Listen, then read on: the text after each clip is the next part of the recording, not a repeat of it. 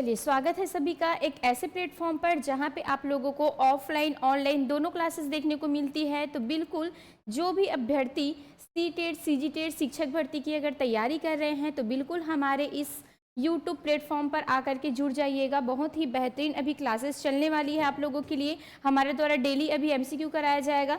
जिस प्रकार से अभी व्यापम देखे होंगे कि कैसे क्वेश्चंस आ रहे हैं अभी, तो उस क्वेश्चंस के आधार पर, उस पैटर्न पर हमारे द्वारा अभी आप लोगों को क्वेश्चंस कराया जाएगा। तो बिल्कुल सभी जल्दी से जुड़ जाइएगा और जितने भी हमारे साथ जुड़ चुके हैं एक बार चेक करके बताइएगा कि मेरी वॉइस क्लियर आ रही है कि नहीं। सभी को वेरी वेरी गुड आफ्टरनून। ठीक है, वीरेंद्र जी, मंजू जी, गिरीश जी, ओमिन जी, रुक्मणी जी, सभी को वेरी वेरी गुड आफ्टरनून। और सभी को एक बार फिर से मैं बता देना चाहती हूँ कि अभी मंडी उप निरीक्षक का हमारे यहाँ क्रैश कोर्स चलाया जा रहा है। तो जो भी अभ्यर्थी इंटरेस्टेड है, तैयारी कर रहे हैं, क्योंकि हम सिर्फ एक ही में टारगेट नहीं करते, बहुत सारे एग्जाम्स की तैयारी कर रहे होते हैं, तो बिल्कुल आप हमारे साथ जुड़कर बेहतरीन तरीके से तैयारी कर सकते हैं, जिसमें आप लोगों को बहुत सारी फैसिलिटी प्रोवाइड हो जाएंगी। यहाँ पे आप लोगों को ऑनलाइन ऑफलाइन दोनों क्लास देखने के साथ साथ mock test, PDF notes, live recorded classes और कोर्स वैलिडिटी 6 मंथ के साथ आप लोगों को मिल जाएगी। तो बिल्कुल रजिस्ट्रेशन ओपन हो चुका है, आप लोग जल्दी से कोर्स परचेस कर सकते हैं। ठीक है, बहुत ही मिनिमम प्राइस में है। तो चलिए फिर देखते हैं पहला क्वेश्चन क्या बोल रहे हैं। ठीक, और मैंने क्या कहा था आप लोगों को, हम आज क्या देखने वाले हैं, मनोविज्ञान। ठीक है, तो मैंने जितना भी मनोविज्ञान से, साइकोलॉजी से जितने भी क्वेश्चंस बने हैं उतने क्वेश्चंस लाने की कोशिश की है। बाल मनोविज्ञान को भी हम इसी में देखेंगे, क्योंकि कल हमने किसको देखे थे, कल हमने शिक्षा मनोविज्ञान के बारे में देख लिए थे। ठीक है, इसमें और कुछ कुछ क्वेश्चन हैं तो हम लोग देखेंगे। तो ये है बाल मनोविज्ञान और मनोविज्ञान से संबंधित क्वेश्चंस। तो देखते हैं, चलिए ठीक है। क्वेश्चंस पढ़िए क्या बोल रहे हैं। कथन है, कथन क्या कथन बोल रहे हैं, व्यापक अर्थ में, ठीक है, शिक्षा का तात्पर्य अनौपचारिक शिक्षा से है। ठीक है, कारण क्या है, व्यापक दृष्टि से शिक्षा जीवन पर्यंत चलने वाली प्रक्रिया है और जीवन के प्रत्येक अनुभव द्वारा इसका विकास होता है। ठीक है, तो शिक्षा के बारे में दिया है, मतलब कहीं ना कहीं किससे संबंधित है, शिक्षा मनोविज्ञान से। ठीक है, तो हमने मनोविज्ञान भी इसी में देखना है, बाल मनोविज्ञान भी और शिक्षा मनोविज्ञान भी देखना है। ठीक है, तो मैंने आप लोगों को कल बताया था कि मनोविज्ञान मीन्स क्या होता है, सभी को पता है। मनोविज्ञान थोड़ा सा देख लेते हैं इसके बारे में। तो देखिए, जो साइकोलॉजी होती है, ठीक है, जो साइकोलॉजी होती है ये दो शब्दों से मिलकर के बनी है। ठीक है, एक कौन सा, साइकी, इसको हम क्या बोलते हैं, मनोविज्ञान बोलते हैं। ये दो शब्दों से मिलकर के बनी है और इसको मतलब सर्वप्रथम देने वाले कौन थे, तो इसको भी आप लोगों को याद रखना है। जो मनोविज्ञान जो शब्द है उसको सर्वप्रथम देने वाले कौन थे, चलिए बताइए, किसी को याद है क्या, कौन थे। ठीक है, एक बुक था साइकोलॉजिया करके, साइकोलॉजिया करके एक क्या था, बुक आया था। कब आया था ये, 1590 में। ठीक है, देने वाले कौन थे, तो रूडोल्फ गोएकल। ये रूडोल्फ गोएकल का क्या था, बुक था, जिसमें सर्वप्रथम उन्होंने क्या दिए थे, मनोविज्ञान जो शब्द है इन शब्दों को दिए थे। तो आपको याद भी रखना है क्योंकि इंपॉर्टेंट टॉपिक है। साइकोलॉजी मनोविज्ञान शब्द देने वाले कौन थे, रूडोल्फ गोएकल थे। इनकी बुक आई थी 1590 में साइकोलॉजी करके, और इन्हीं बुक में उन्होंने मनोविज्ञान शब्द को सर्वप्रथम दिया था। ठीक है, उसके बाद कौन आते हैं, तो आपको याद रखना है गैरिट। ठीक है, गैरिट ने इनका क्या करता है, मतलब गैरिट जो है इनको क्या करते हैं, दो भागों में तोड़ते हैं। ठीक है, गैरिट इसको क्या करेंगे, दो भागों में तोड़ेंगे और एक को क्या बोल देंगे, वो साइकी।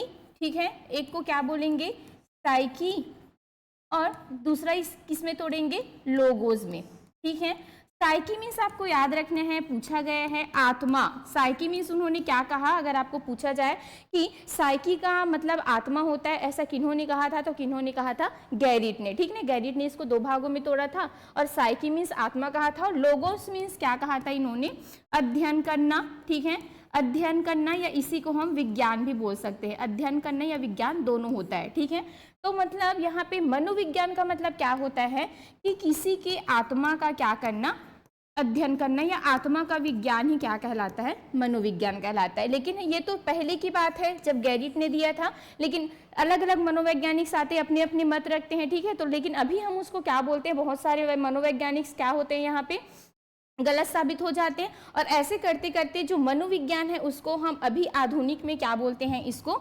व्यवहार का क्या बोलेंगे, विज्ञान बोलेंगे। व्यवहार का क्या बोलेंगे, विज्ञान बोलेंगे। बताऊंगी अभी क्वेश्चंस आते जाएगा। तो सबसे पहले कौन आए थे, आत्मा का अध्ययन। तो आत्मा का अध्ययन किन्होंने कहा था, तो आपको याद रखना है गैरिट ने कहा था, 2 भागों में तोड़ने के बाद, ठीक है।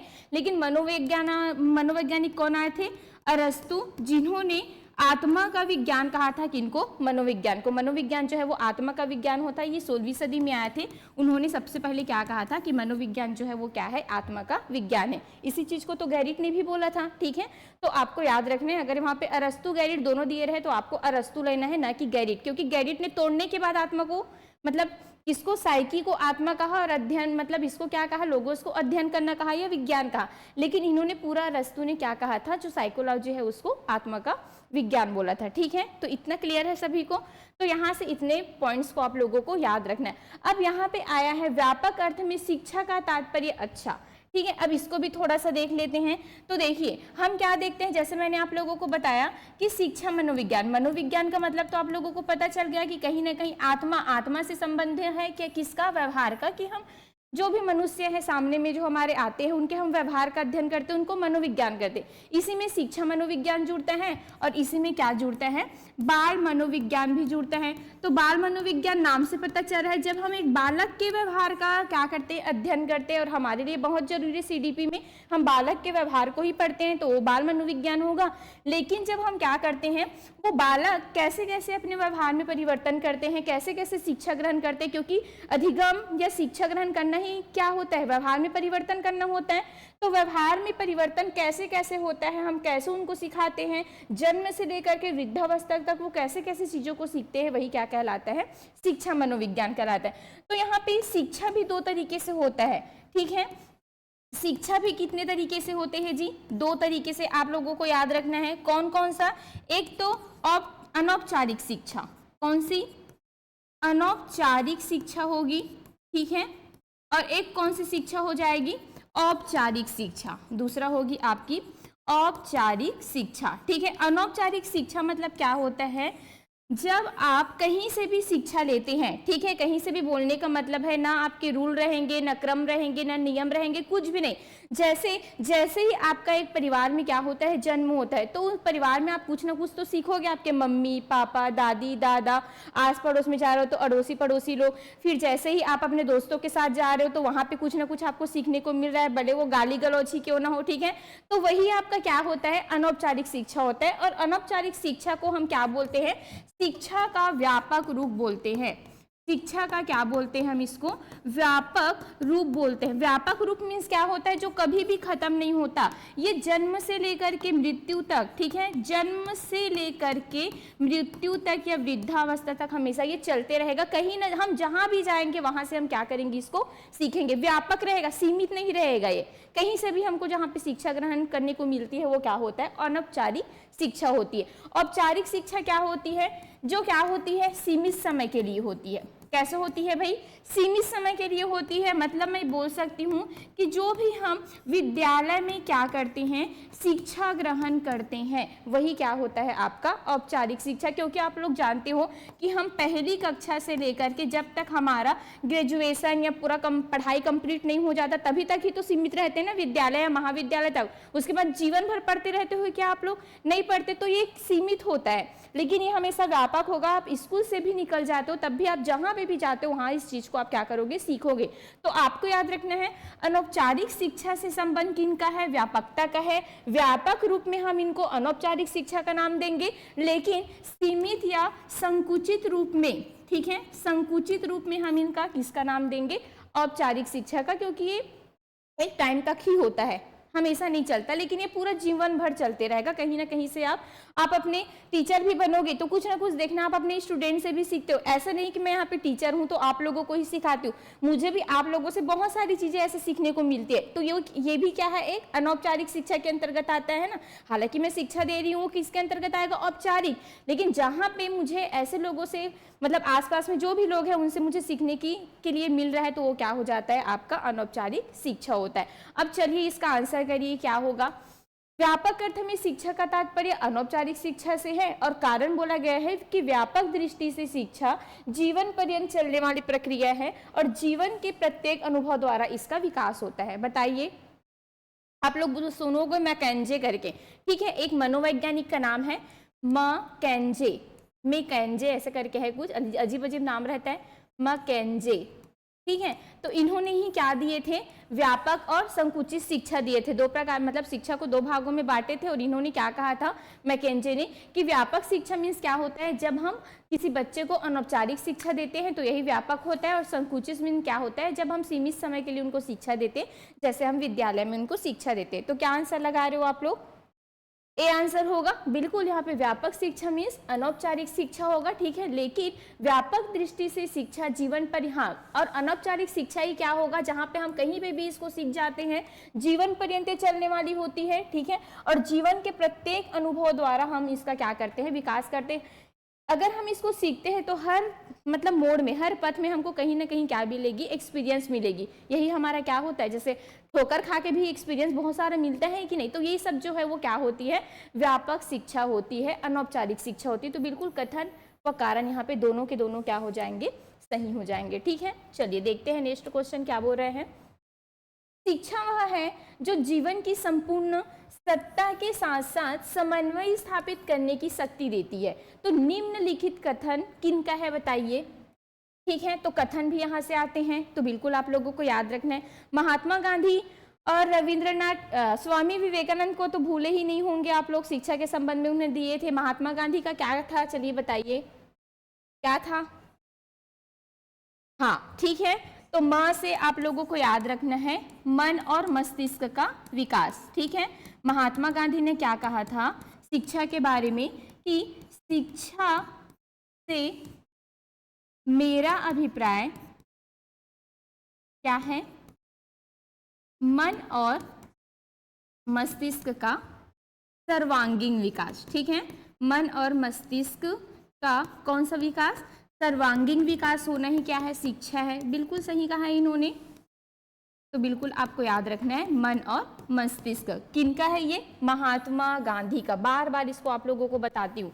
उसके बाद विवेकानंद, स्वामी विवेकानंद जी का क्या था, दो तो ऑप्शन ऐसे ही कट गए आपके, ठीक है। स्वामी विवेकानंद, तो यहाँ पे महात्मा गांधी नहीं होंगे और स्वामी विवेकानंद भी नहीं होंगे। इनका बताइए क्या था,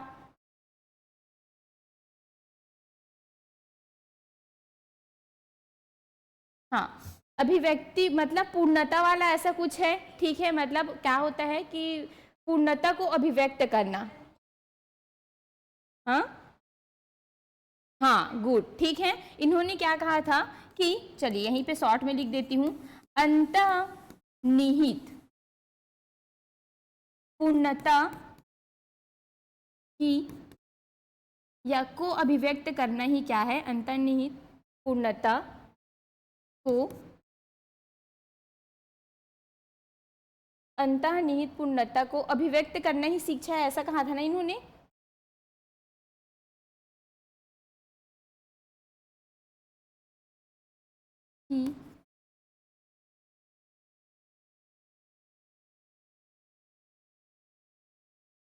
चलिए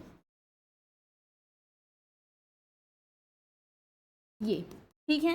तो यहाँ पे अंतर्निहित करके आप लोगों को किनको याद रखना था, स्वामी विवेकानंद को, क्योंकि वही क्या है, एक ऐसे मतलब पुरुष है, ठीक है, जो एकदम अंतर्निहित जैसे आध्यात्म किस्म के होते हैं। तो ऐसे करके आप लोगों को क्या याद रखना है, स्वामी विवेकानंद जी को याद रखना है, विवेकानंद जी को, ठीक है। तो ये है अंतर्निहित पूर्णता को की अभिव्यक्ति को क्या कहा जाता है, शिक्षा कहा जाता है। ऐसा किन्होंने कहा था, तो स्वामी विवेकानंद ने, ठीक है। उसके बाद देखते हैं कौन सा, दो तो ऐसे ही कट गए। अब बताइए रविंद्रनाथ टैगोर हो सकते हैं कि जाकिर हुसैन हो सकते हैं। तो वहां पे जब आप लोगों को नहीं आएगा, लेकिन जिनके बारे में तो पता है उनको तो हम ऐसे क्या बोलते हैं, एलिमिनेशन मेथड यूज करके बना सकते हैं ना। तो दो तो ऐसे ही हो गए। अब चलिए 50-50 है आपके पास, बताइए कौन सा होगा, ठीक है, तो बिल्कुल इसका सही आंसर कौन सा हो जाएगा, रविंद्रनाथ टैगोर जी का हो जाएगा। जाकिर हुसैन ने भी कहा था शिक्षा संबंधी। ठीक है, चलिए इसको भी बता देती हूँ आप लोगों को। तो शिक्षा वह है जो जीवन की संपूर्ण सत्ता के साथ साथ समन्वय स्थापित करने की क्या देती है, शक्ति देती है। ठीक है, तो रविंद्रनाथ टैगोर बहुत ही ज्यादा मतलब शक्तिशाली थे, मतलब मल्टी टैलेंटेड थे ना ये, तो इन्होंने ऐसा कहा था कि संपूर्ण सत्ता के साथ साथ समन्वय स्थापित करने की क्या देती है, शक्ति देती है। तो शक्ति से आप लोगों को याद रखना है किनको, रविंद्रनाथ टैगोर जी को। ठीक है, अब एक और है जाकिर हुसैन का, इन्होंने भी कहा था, तो इनके संबंध में भी देख लेते हैं।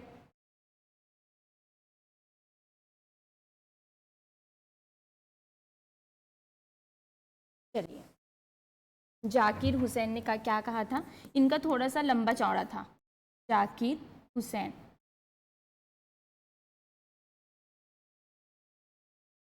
ठीक है, हाँ, चलिए, बालक के मस्तिष्क को, ठीक है, इन्होंने कहा था कि बालक के मस्तिष्क को, देखिए जब आप लोग नोट्स बनाते हैं ना, कोई भी सब्जेक्ट को पढ़ते हो, तो हमेशा ना कम से कम पीछे में एक दो पेज तो छोड़ा ही कीजिए, क्योंकि ऐसा होता है उसमें से जो भी पॉइंट छूट जाए रहते हैं तो फिर यही नोट करने का काम आता है उसको। ठीक, फिर बाद में करोगे तो इधर उधर हो जाता है ना, समझ ही नहीं आता कौन सा है करके। तो किसी भी सब्जेक्ट का जब आप नोट्स बनाते हो ना, तो बिल्कुल उसके लिए प्रॉपर पूरा कंप्लीट कभी भी नहीं होता ना वो, क्योंकि आप लोग देखते हो नए नए क्वेश्चंस बनते रहते हैं वो टॉपिक से, तो आप लोग पीछे में कम से कम ना एक दो जो क्या रहता है कोरा पेज रहता है उसको छोड़ दिया कीजिए। ठीक है, तो जाकिर हुसैन ने कहा था कि बालक के मस्तिष्क को शुद्ध नैतिक, ठीक है, शुद्ध नैतिक,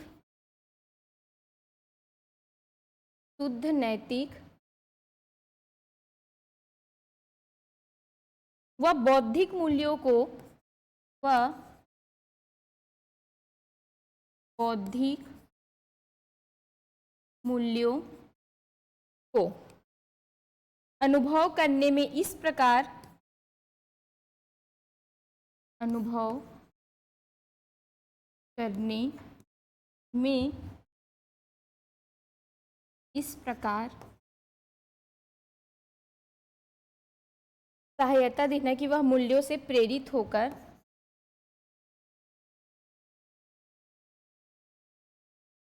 कि वह मूल्यों से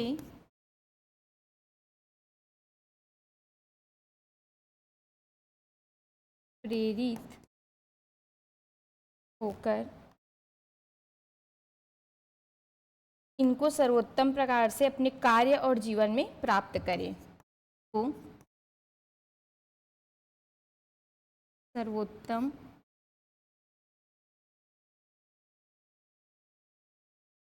प्रकार से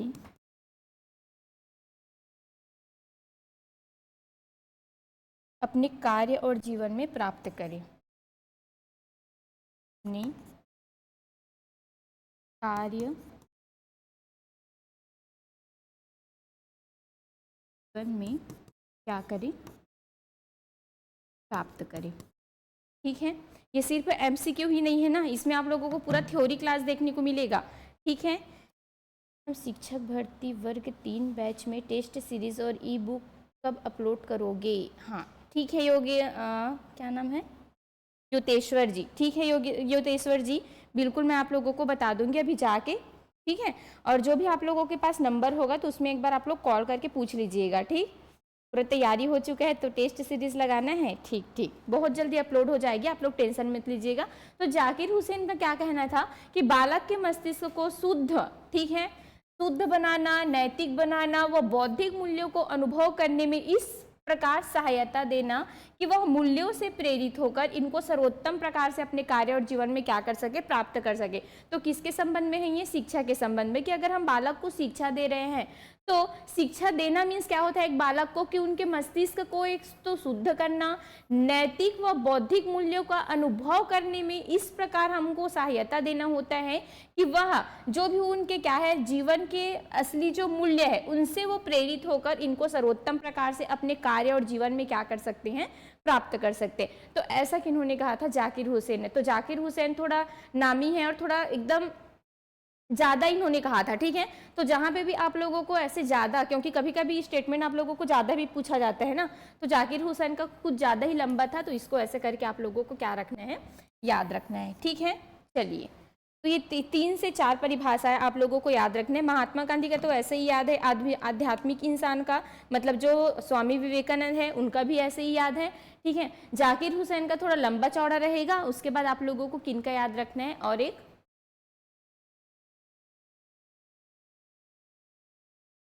ठीक हो गया, लिख रहे हो क्या?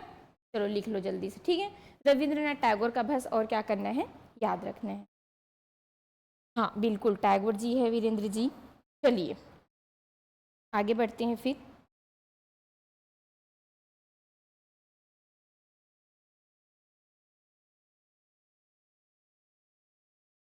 हाँ, ज्यादा ज्यादा से जाकिर हुसैन ऐसा करके याद रखोगे, ठीक।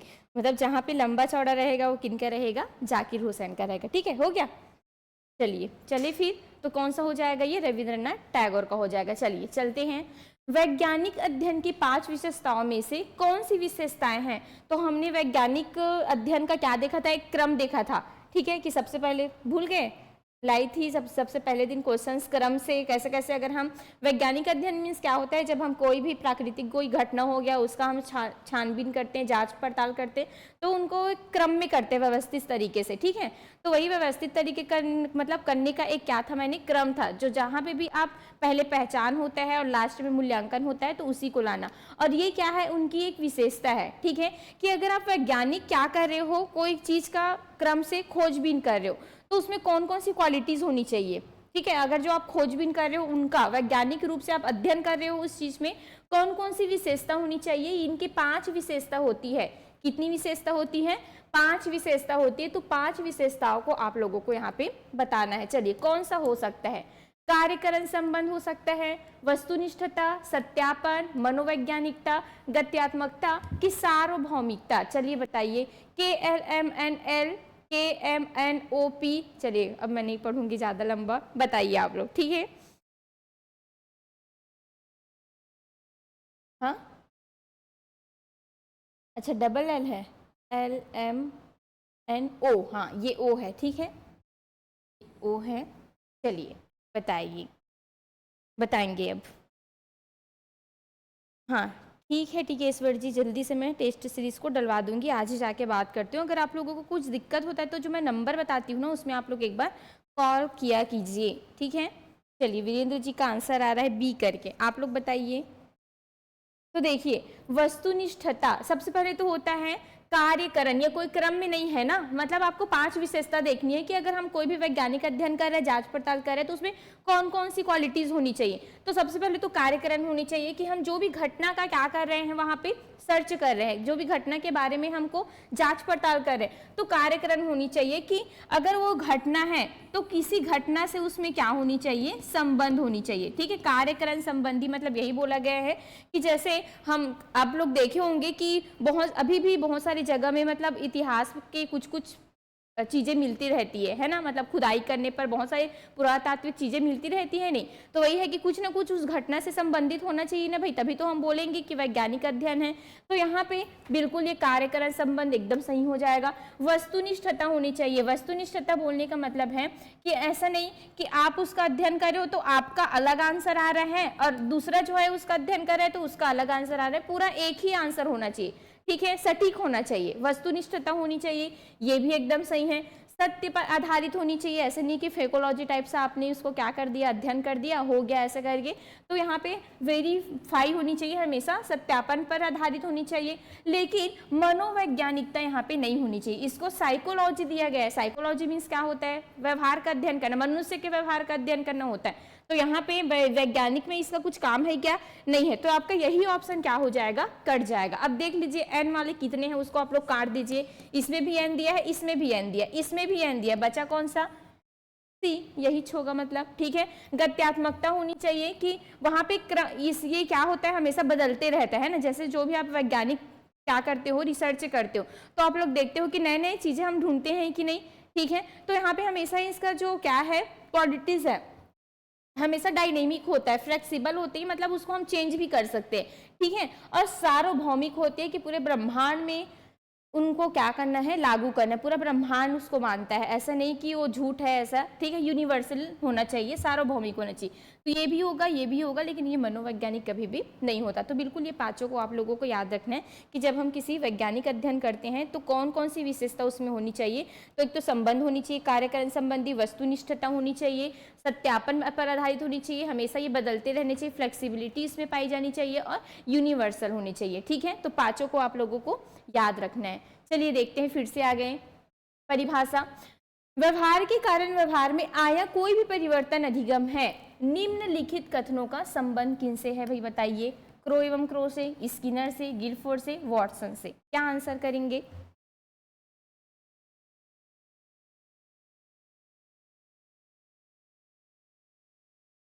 देखिए आप लोग थ्योरी क्लास में ऐसा होता है कि सिर्फ पढ़ने का काम करते हो, है ना, लेकिन यहाँ पे पूरा एक क्वेश्चन सॉल्व कर रहे हो, इसके साथ साथ आपका पूरा थ्योरी भी इसमें कवर हो जा रहा है। क्वेश्चंस मैंने ऐसे लाया है कि पूरा उसमें थ्योरी कवर हो जाए, जितने भी जैसे मनोवैज्ञानिक से जितने भी क्वेश्चंस आने लायक है, पूरा बुक में देखी है ना, 2-3 बुक, उसके बाद जितने भी मुझे लगा कि यहाँ से क्वेश्चंस आ सकते हैं, पूरा पढ़ना चाहिए, तो वहाँ से पूरा क्वेश्चंस यहाँ पे हम कर रहे हैं। तो अगर आप थ्योरी भी नहीं करोगे ना तो कोई दिक्कत नहीं है, ठीक है। तो आप एकदम थ्योरी करके नहीं चिल्लाना कि मैम थ्योरी कैसे नहीं हो रहा है, इसी में आप पूरा थ्योरी को क्या कर रहे हो, कवर कर रहे हो, इसके लिए आप एकदम निश्चिंत रहिए। तो देखिए, व्यवहार के कारण व्यवहार में आया परिवर्तन, स्किनर ने क्या कहा था? अधिगम से संबंधित है ये, मतलब जैसे शिक्षा है तो शिक्षा भी में हम क्या करते हैं, अधिगम करते हैं, नहीं सीखते हैं नहीं। तो स्किनर ने एक परिभाषा दिया था, किसी को याद है क्या अधिगम के बारे में? सीखना उत्तरोत्तर सामंजस्य की प्रक्रिया है, ठीक है। तो एक इनका था, स्किनर का था। तो ऐसे इसमें भी एलिमिनेशन मेथड लगाइए। इन्होंने क्या कहा था कि सीखना उत्तरोत्तर सामंजस्य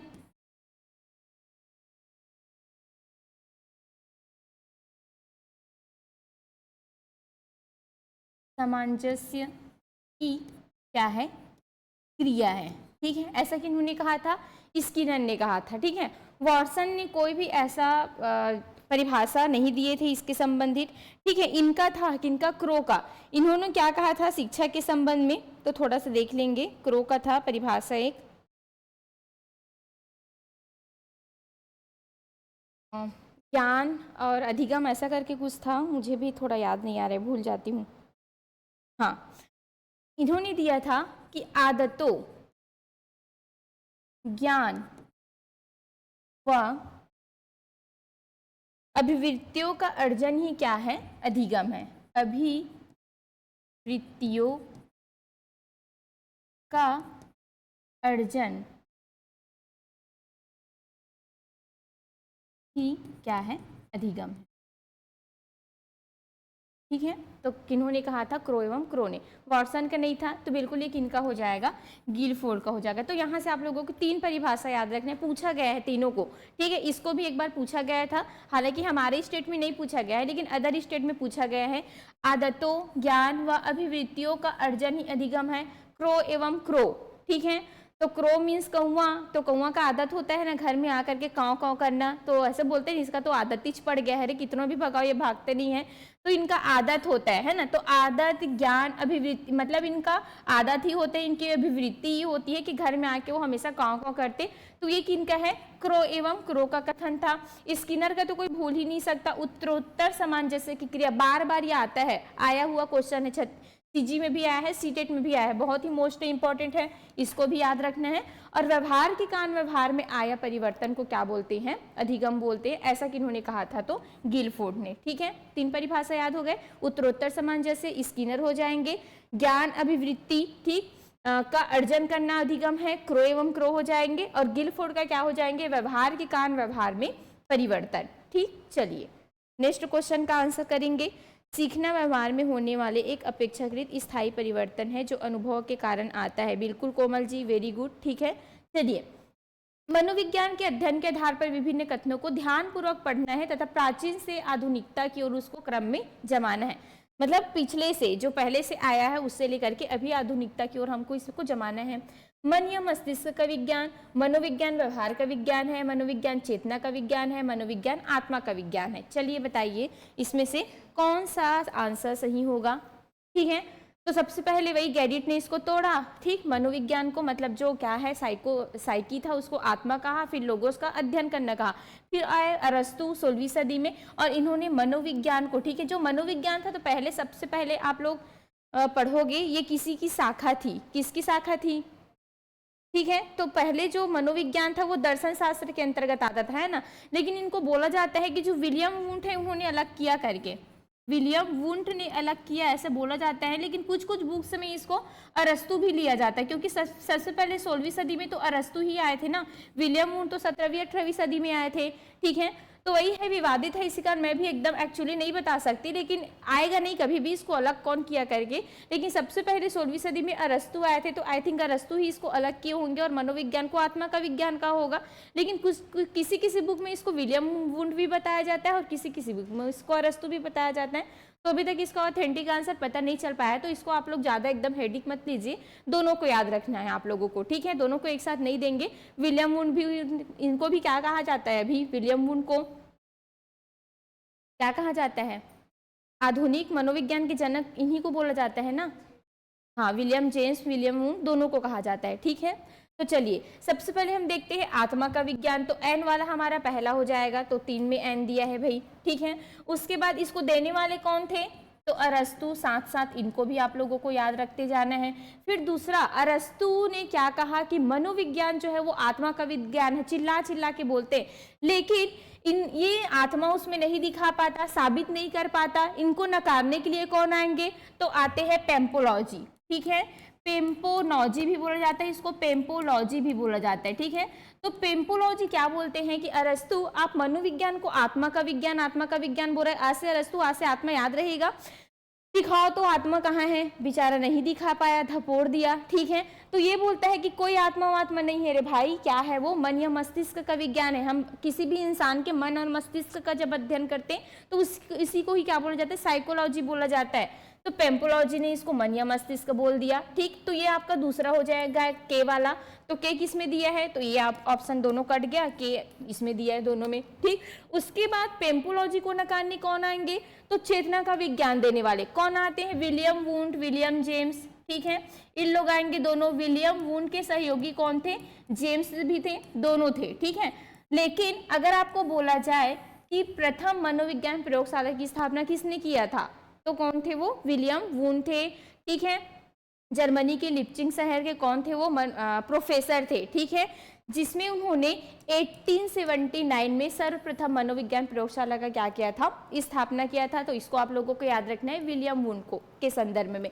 वैज्ञानिक थे प्लस मनोवैज्ञानिक थे, इसके साथ साथ ये कौन थे, कॉलेज के प्रोफेसर भी थे। तो कॉलेज के प्रोफेसर थे तो कॉलेज में चेतना नाम की लड़की आती थी, तो उनको देख करके उनको जानने का मन हुआ, तो इन्होंने क्या कह दिया कि मनोविज्ञान जो है चेतना का विज्ञान है, ठीक। चेतना मीन्स जो कॉन्शियस प्रोसेस हमारा होता है, जो कॉन्शियस माइंड हमारा जो होता है, उनको जानने का जो क्या होता है, विज्ञान होता है, उसी को क्या बोला जाता है, मनोविज्ञान बोला जाता है, ऐसा विलियम वुंट ने कहा। तो ये आपका तीसरा हो जाएगा, एम वाला।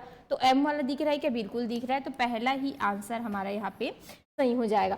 फिर लास्ट में इसको भी झुठला देते हैं कि अरे भाई चेतना बोल रहा है, दिखा, तो चेतना कहाँ है, ये भी नहीं दिखा पाया। फिर लास्ट में कौन आते हैं, चौथे नंबर पर मनोविज्ञान, व्यवहार का विज्ञान बोलने वाले, कि बिल्कुल हम जो भी किसी भी इंसान को देख करके उनके व्यवहार को जानने का मन होता है, ठीक है, तो इन्हीं को हम क्या बोलते हैं, मनोविज्ञान बोलते हैं। उसके मनोविज्ञान में साइकोलॉजी में क्या चल रहा है, इसको हम जानने का इच्छा रखते हैं कि नहीं, तो उसी को बोला जाता है साइकोलॉजी। तो इसको बोलने वाले कौन थे, वॉटसन थे, ठीक है, कौन थे, वॉटसन थे। और इनको अभी तक कोई भी झुठला नहीं पाया। इसी कारण अभी भी आधुनिक में भी हम मनोविज्ञान को किसके रूप में पढ़ रहे हैं, तो बिल्कुल आपको याद रखना है, व्यवहार के विज्ञान के रूप में, ठीक है। व्यवहार के विज्ञान के रूप में किन्होंने कहा था, तो वॉटसन ने। 4 नाम, 4 आप लोगों का क्रम, ऐसे ही आप लोगों को पूरा क्रम को याद रखना है। अरस्तु, ठीक है, उसके बाद कौन हो जाएंगे, पेम्पोलॉजी, फिर विलियम वुंट, उसके बाद चौथा नंबर पे कौन आ जाएंगे, वॉटसन। और वॉटसन को अभी तक कोई भी नकार नहीं पाया है, ठीक है, याद रहेगा। चलिए बढ़ते हैं फिर आगे। नेक्स्ट देखते हैं, भारत में आधुनिक मनोविज्ञान के स्थापना वर्ष के आधार पर सही क्रम में जमाना है। तो ऐसे क्वेश्चंस भी आने के चांसेस हैं, तो इसको क्यों हम छोड़े भाई, ठीक। तो सबसे पहले अब देखो, हमने पूरा विश्व में मनोविज्ञान प्रयोगशाला का स्थापना देखा, पूरे विश्व में। अगर मैं विश्व की बात कहूं तो विश्व में मनोविज्ञान प्रयोगशाला की स्थापना कहाँ हुई थी? चलिए बताइए, कौन बता सकता है कहाँ हुई थी? सर्वप्रथम पूरे विश्व की अगर मैं बात करूं, मनोविज्ञान प्रयोगशाला की स्थापना कहाँ हुई थी, तो कहाँ हुई थी बताइए?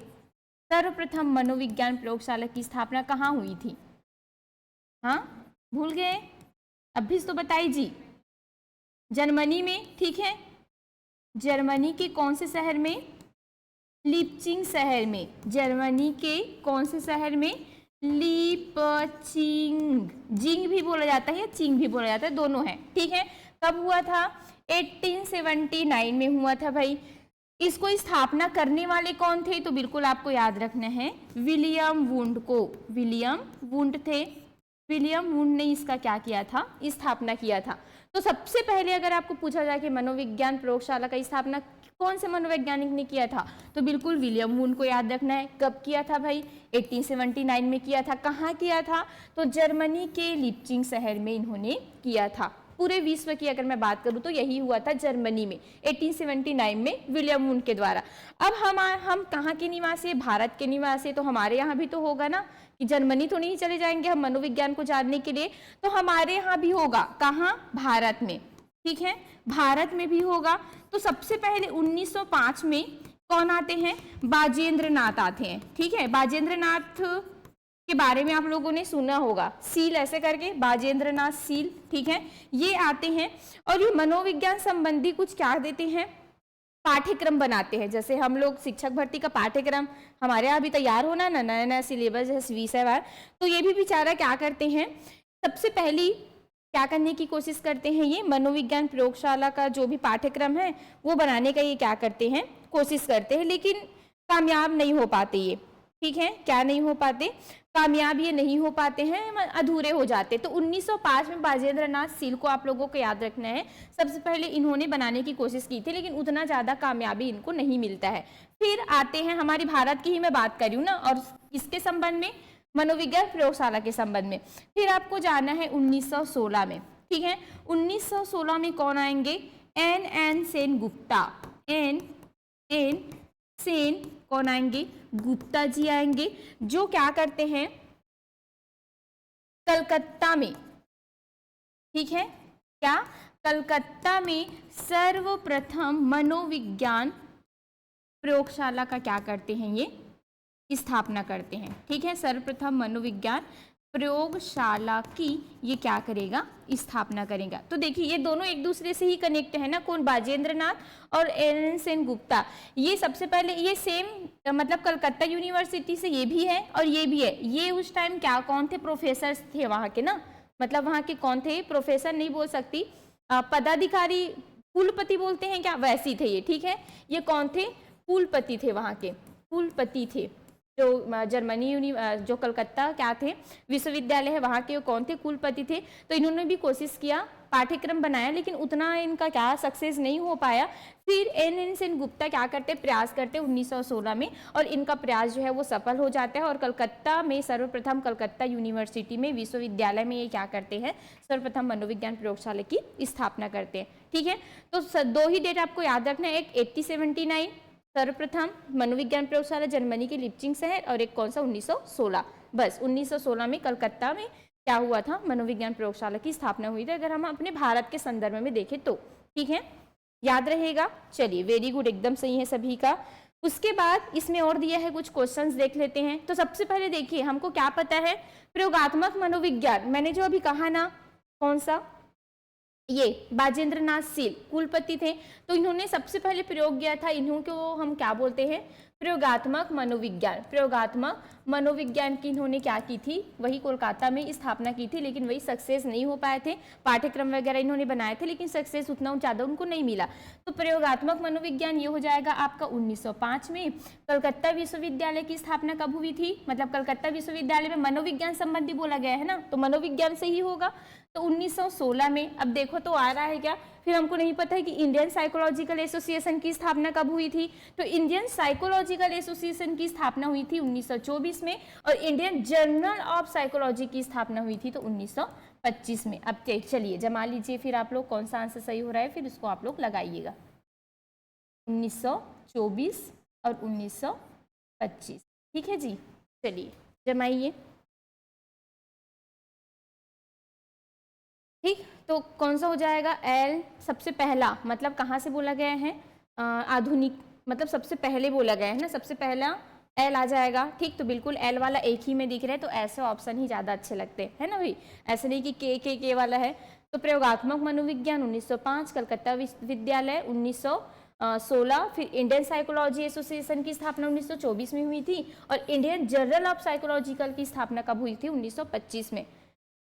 पता है, इसको मैं चाहती तो छोड़ भी सकती थी, लेकिन छोड़ना चाहिए हम लोगों को, क्योंकि सीजी टेट में अगर वो मतलब जो क्या हुए हैं योजना है शिक्षा से संबंधित, उसके बारे में अगर वो पूछ सकते हैं, तो ये सब के बारे में भी वो क्या कर सकते हैं, पूछ सकते हैं कि हम मनोविज्ञान के बारे में पढ़े। तो यहाँ पे भारत में सबसे पहले मनोविज्ञान प्रयोगशाला की स्थापना कब हुई थी, पूरे विश्व में कब हुआ था, तो उसको छोड़ना चाहिए है। ठीक है, भले आना नहीं आना वो उनके ऊपर है, लेकिन हम अपने तरफ से पूरा जितना हो सके क्या करेंगे, पढ़ेंगे। ठीक है भाई, चलिए आ रहे हैं मंजू जी, रजनी जी, अन्नपूर्णा जी। ठीक है, सभी को समझ में आ रहा है तो याद रहेगा। तो सबसे पहले प्रयोगात्मक मनोविज्ञान बाजेंद्र नाथ को लेना है 1905 में, कलकत्ता विश्वविद्यालय 1916 कौन हो जाएंगे? एन सेन गुप्ता हो जाएंगे। याद रखना है सर्वप्रथम भारत में मनोविज्ञान प्रयोगशाला स्थापना करने वाले कौन थे, तो पूछा जाएगा एन सेन गुप्ता को लेना है। लेकिन जर्मनी के संबंध में हमको किन को लेना है? विलियम वुंड को लेना है। ठीक है, दोनों को आप लोगों को याद रखना है। और इंडियन ये सब उतने ज़्यादा इंपॉर्टेंट नहीं है, फिर भी इसका क्रम आया है तो मैंने आप लोगों को क्या कर दिया, यहाँ पे बता दिया। ठीक है, चलिए देखते हैं नेक्स्ट क्वेश्चन क्या बोल रहे हैं। प्रथम शैक्षिक मनोवैज्ञानिक माना जाता है, चलिए बताइए। मैं ये क्वेश्चंस कर रहा था, शिक्षा मनोविज्ञान बोले चाहे शैक्षिक मनोविज्ञान बोले। एक मैं हमने क्या पढ़ा था? पेस्ट्रोलॉजी पढ़ा था। क्या पेस्ट्रोलॉजी पढ़ा था? याद है सभी को कि शिक्षा मनोविज्ञान के जनक किनको माना जाता है? तो पेस्ट्रोलॉजी को भी माना जाता है। शिक्षा मनोविज्ञान के जनक किनको माना जाता है? पेस्ट्रोलॉजी को भी। याद है कल आप लोगों को बताई थी, आप बैठे थी ना? ठीक है, लेकिन अगर आपको पूछे कि प्रथम शैक्षिक मनोवैज्ञानिक, प्रथम शैक्षिक मनोवैज्ञानिक, तब किनको लेना है? थॉर्नडाइक को। आप लोगों को पता है ना कि इन्होंने अधिगम के सिद्धांत दिए थे, प्रयास एवं त्रुटि दिए थे, इसमें बहुत सारे इन्होंने क्या किए थे, प्रयोग किए थे। तो शिक्षा से संबंधित अगर सबसे पहले जिनका नाम आता है वो किनका आता है? थॉर्नडाइक का आता है। तो वहां पे अगर प्रथम शैक्षिक मनोवैज्ञानिक माना जाता है, अगर यहाँ पे मैं कोई नहीं के जगह क्या दे देती? पेस्ट्रोलॉजी दे देती। ठीक है, पेस्ट्रोलॉजी अगर मैं दे देती यहाँ पे, तो किसको लेते जी आप लोग? चलिए बताइए, किसको लेते? थॉर्नडाइक को लेना है। किनको लेना है? थॉर्नडाइक को। लेकिन अगर ऐसा क्वेश्चन आता कि शिक्षा मनोविज्ञान के जनक कौन है, और वहां पे थॉर्नडाइक नहीं दिया होता, तब आप लोग किनको लेते? पेस्ट्रोलॉजी को लेते। बहुत बता रही हूँ ना, सीडीपी ऐसा सब्जेक्ट है जिसमें आप लोगों को 2-3 ऐसा मिलेगा, जैसे विलियम जेम्स, विलियम वुड, अभी भी पूरा विवादित रहता है ना दोनों। हालांकि बहुत सारा चीज़ों को किए कौन है? विलियम वुड किए, लेकिन उनके नाम जो है विलियम जेम्स भी आता है उनमें बहुत सारा चीज़। ठीक, तो ऐसा भी है, बहुत सारे बुक्स में आपको जेम्स भी दिखेंगे, विलियम वुड भी दिखेंगे, दोनों को हम लेते चले जाएंगे। तो यही है कि सर्वप्रथम आपका अगर पूछा जाएगा तो थॉर्नडाइक का लेना है। पेस्ट्रोलॉजी भी कहीं ना कहीं है, ये बाद में हालांकि आया, लेकिन सर्वप्रथम थॉर्नडाइक को ही आप लोगों को लेना है। अब अगर आपको पूछा जाए कि शिक्षा मनोविज्ञान कब आया था, तो देखिए हालांकि इनको माना जाता है कि 1900 में लगभग इसकी स्थापना हो चुकी थी। ठीक है, मतलब 1900 में इस शिक्षा मनोविज्ञान जो भी है, हमको कैसे शिक्षा देना है, क्या करना है बच्चों का, तो 1900 में ये आ चुका था। लेकिन अगर मैं मतलब इनका क्या बोल सकती हूँ, इनको अच्छे से हम प्रयोग कब किए, ठीक है, तो ये कब हुआ था? 1920 में। ठीक है, तो दोनों को आप लोग 1920 ज़्यादा पूछा जाता है। 1920 को मतलब ये अच्छे से कब आया था, ऐसे करके आपको पूछा जाएगा भी है, क्वेश्चंस देखने को मिलेगा आपका। तो 1920 आप लोगों को लेना है शिक्षा मनोविज्ञान के संबंध में, क्योंकि एक बार सन भी पूछा गया था, है ना, शिक्षा मनोविज्ञान कब आया था ऐसा करके। तो 1920 भी लिया जाता है, कभी कभी 1900 भी रहता है। तो आप लोग देख लीजिएगा, ये आया तो 1900 में था, लेकिन ये मतलब 1920 में ज़्यादा क्या प्रभावित हो गया था। ठीक है, चलिए, तो ये थॉर्नडाइक और पेस्ट्रोलॉजी दोनों को आप लोगों को याद रखना है, लेकिन थॉर्नडाइक यहाँ पे आ जाएगा। मनोविज्ञान विषय की उत्पत्ति किस विषय की शाखा के रूप में हुई है? चलिए बताइए, एकदम इजी क्वेश्चन। ठीक है, तो सबसे पहले हम मनोविज्ञान को देखिए। दर्शन शास्त्र एक ऐसा विषय था, अभी भी आप लोगों को पढ़ने को मिलेगा, किसमें, जो आप लोग मेंस जैसे सीजीपीएससी की तैयारी करते हो तो उसमें दर्शन शास्त्र एक सब्जेक्ट होता है। तो दर्शन शास्त्र में पूरा आप लोगों को दर्शन हो जाता है ना, जितने भी क्या है, जितने भी विषय है। ठीक, जैसे हम लोग बोलते हैं ना देवी देवता है कि नहीं है, तो उसको अगर पढ़ते हो ना तो आपको मतलब असली रियलिटी चीज की क्या हो जाती पता चल जाती। दर्शन शास्त्र बहुत ही अच्छे बोलते हैं ना, फिलोसफी आप लोग एक बार पढ़ के देखिएगा, जब टीचर बन जाओगे तब पढ़ना, ठीक, अभी नहीं पढ़ना है, इसका कोई मतलब भी नहीं अभी पढ़ने से। तो जितने भी हम सब्जेक्ट पढ़ते हैं, चाहे वो साइंस हो, सोशल साइंस हो, हिंदी हो, मैथ्स हो, इंग्लिश हो, जितने भी सब्जेक्ट हम पढ़ते हैं वो सब पहले पूरा दर्शन शास्त्र के अंतर्गत आता था। फिर धीरे धीरे सभी सब्जेक्ट अलग होते गए। जैसे आप लोग पर्यावरण को देख लीजिए कि तीसरी तक, पांचवी तक पूरा पर्यावरण को हम एकीकृत रूप से पढ़ते हैं, है ना। लेकिन छठवीं में हो जाने के बाद सामाजिक विज्ञान अलग में बढ़ जाता है और विज्ञान में बढ़ जाता है, वैसे होता है नहीं। तो सेम जितने भी सब्जेक्ट थे वो पूरा दर्शन शास्त्र के अंतर्गत आते थे। फिर बाद में क्या हो गए,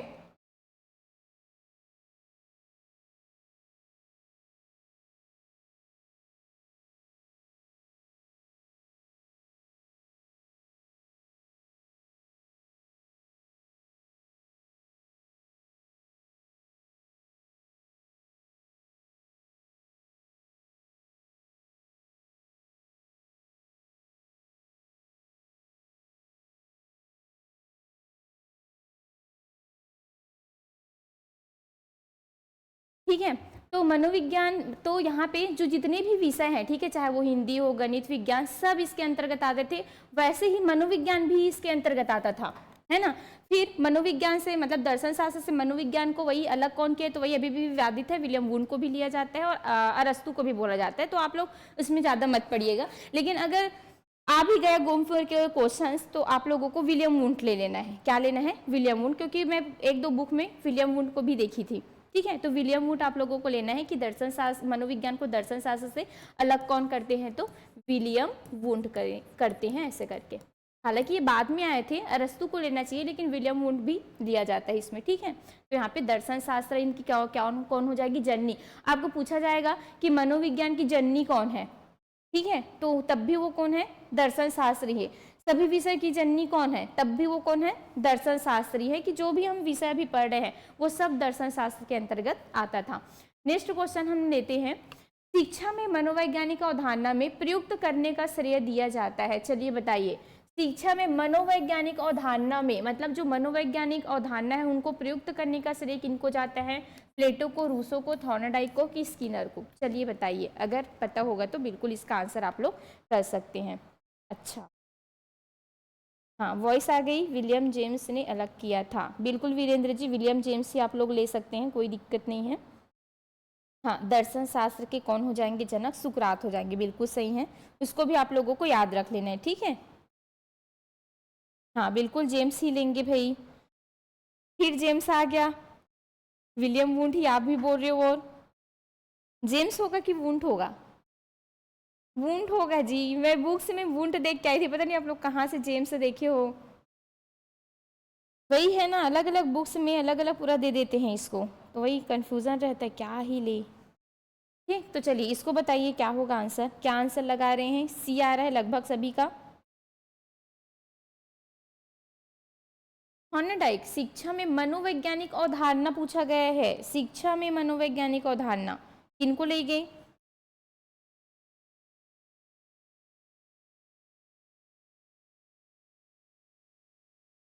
ठीक है।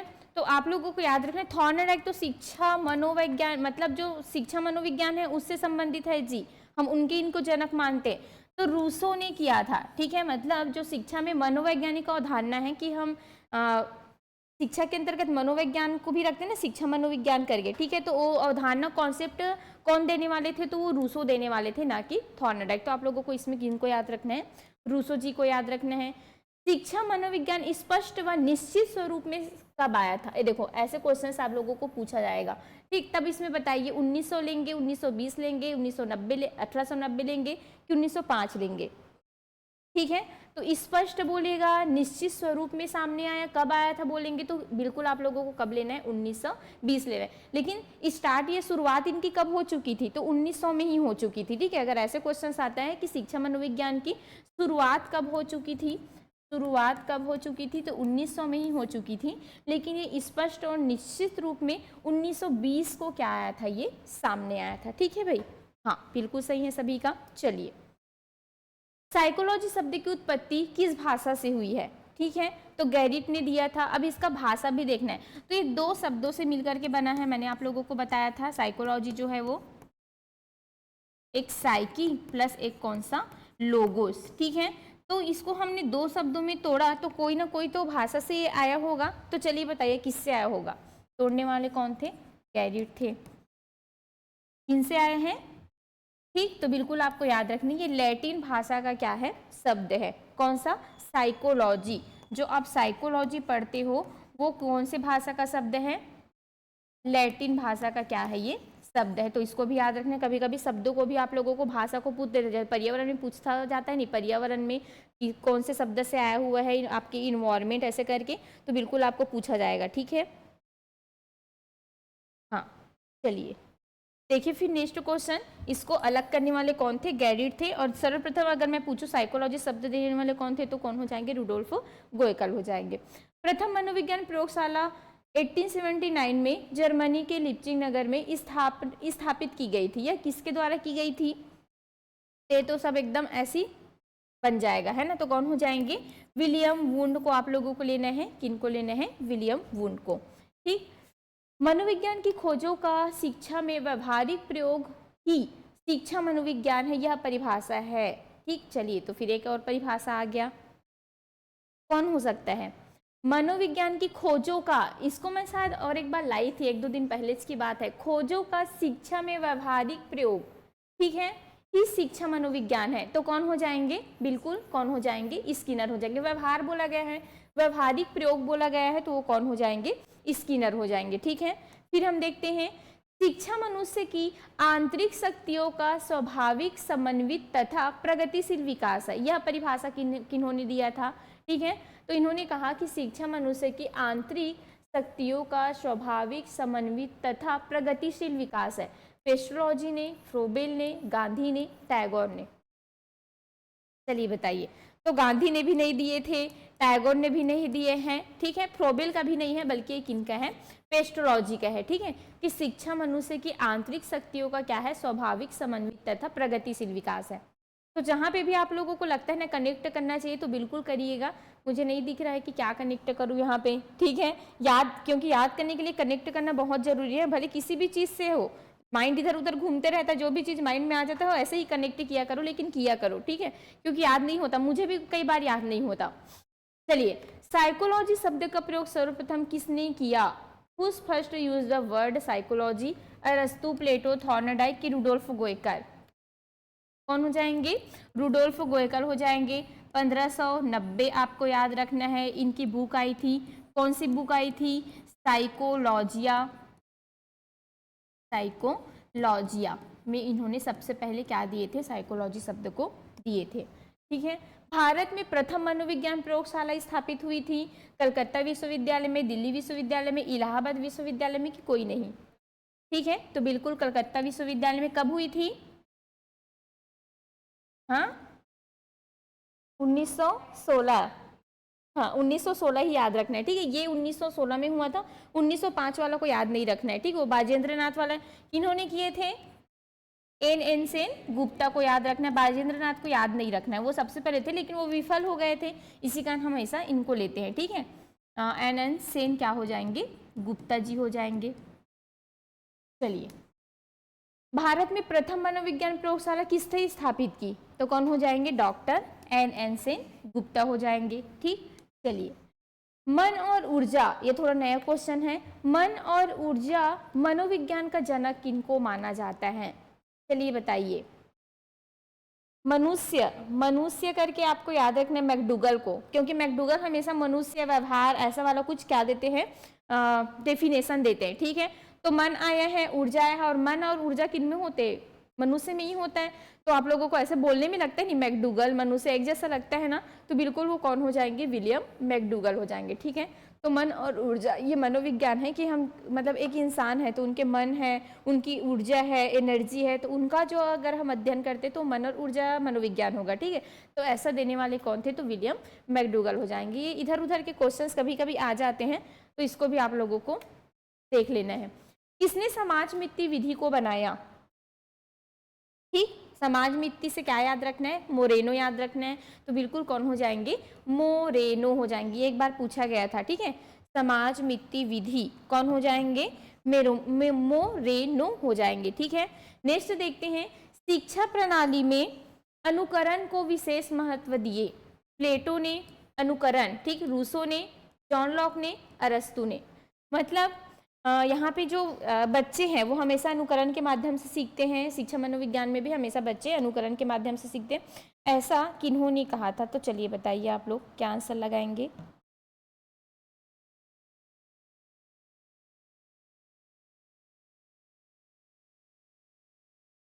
ठीक, तो आपको याद रखना है अनुकरण, अनुकरण से आपको याद रखना है किनको?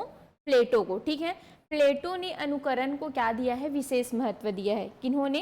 प्लेटो ने। थोड़ा नया नया क्वेश्चंस है वन लाइनर वाला, तो ये सबको भी आप लोगों को याद करते चलते जाना है। ठीक है, शिक्षा प्रणाली में अनुकरण को, तो अनुकरण को किन्होंने विशेष महत्व दिया था? कि बच्चे जो है वो हमेशा कोई भी अगर शिक्षा ग्रहण करते हैं, क्योंकि भाई हम लोग स्कूल में भी बच्चों को सिखाते हैं, तो जो भी हम बोलते जाते हैं उसको बच्चे रिपीट करते जाते नहीं, तो हमारा ही तो अनुकरण करते, तभी तो वो सीखते हैं ना। तो इन्होंने अनुकरण को क्या दिया था? विशेष महत्व दिया था। किन्होंने? प्लेटो ने। अच्छा, प्लेटो किनके गुरु थे? अरस्तु के?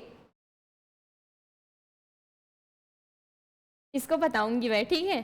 चलिए, करके सीखने के सिद्धांत के पक्षधर है मोरेनो, मरे, मैस्लो, मन। में है ही नहीं ऑप्शन में। करके सीखना,